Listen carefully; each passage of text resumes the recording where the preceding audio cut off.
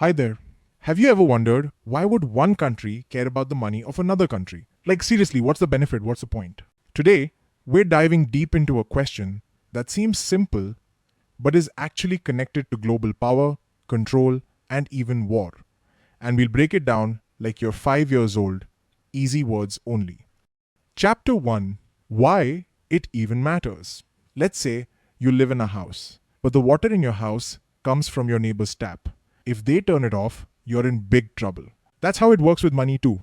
Some countries need other countries' money to trade, buy things, or keep their own money safe. Now imagine if your neighbor can decide when and how much water you get. You'd want to take control, right? This is what countries try to do with currencies. It's about making sure they're not at someone else's mercy. Chapter 2: What's a currency war? It's like a tug of war but with money. A country tries to control how strong or weak another country's money is. Why? Because if your money is stronger, you can buy more things. If it's weaker, your products look cheaper to others. Imagine you sell apples. If your apples are $1 and someone else's apples are $2, people will buy yours. That's the trick. Some countries try to make other countries' money expensive so their stuff becomes cheaper. Smart? Maybe. Sneaky? Also yes. Currency wars aren't about bombs. They're about making your products win in the shopping cart of the world. Chapter 3: It's all about power.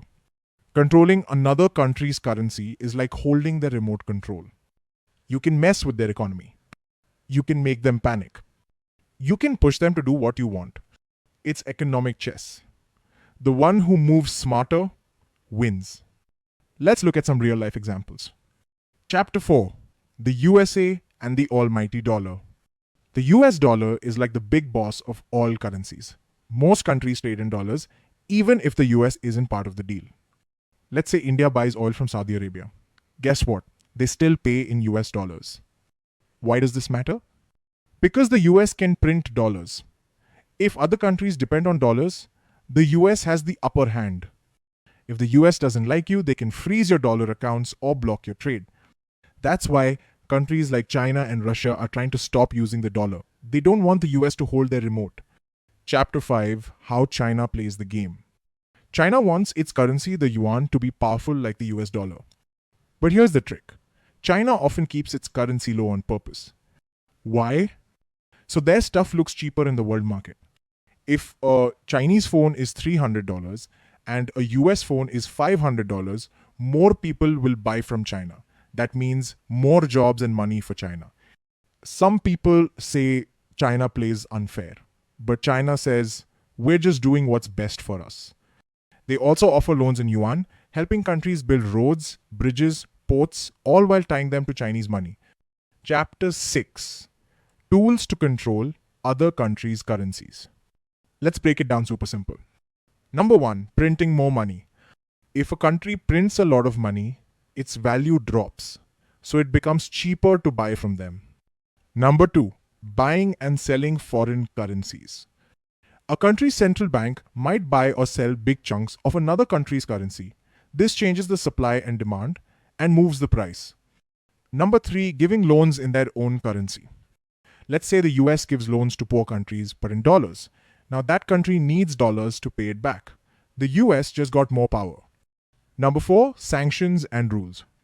The US sometimes says, you can't use our banking system. Boom, that country now can't trade in dollars. Big problem. Number 5: interest rate tricks. If one country raises interest rates, their money becomes more attractive. Others suffer. Number 6: setting up global payment systems. Like how China is building an alternative to SWIFT. If they succeed, they can leave the dollar behind. Chapter 7: When it all goes wrong. Let's take a simple example. A small country depends too much on another country's currency. Now that big country increases interest rates. Suddenly, the small country has to pay more for loans. People panic. Prices rise. Businesses shut down. The local money loses value. This happened in countries like Argentina, Sri Lanka, and Zimbabwe. The problem? They didn't have control. They were just reacting to someone else's move. Chapter 8: Currency Swaps. The dollar-free deal. Some countries are trying a new idea. Let's say India and Russia want to trade. but they don't want to use US dollars. So they agree to swap money. You take mine, I take yours. This is called a currency swap. It's like saying, let's not invite the dollar to our party. More countries are doing this. Why? Because they don't want the US or Europe to control their trades. This gives them freedom, control, and no foreign hand pressing pause on their economy. Chapter 9: Using Money as a Weapon. This is the serious part. Sometimes countries use money like a weapon. They block payments, they freeze foreign accounts, they make the other side poor without firing a bullet. When the US put sanctions on Russia, it removed them from the global banking system. Russia suddenly couldn't use dollars. That hurt a lot. But Russia was ready. They had made backup plans with China and India. Money became the new missile. Chapter 10: Digital Currencies, the New Player. Now, countries are exploring something brand new: digital currencies. China has already started the digital yuan. It's like money, but online, fast, and totally under government control. The US and Europe are watching closely. If digital currencies take over, the rules of control might change. This could help smaller countries skip the old game and play by their own rules. Chapter 12: Final Thoughts. The world is moving fast, and countries are finding new ways to trade, make deals, and grow rich, all without being controlled by someone else's money.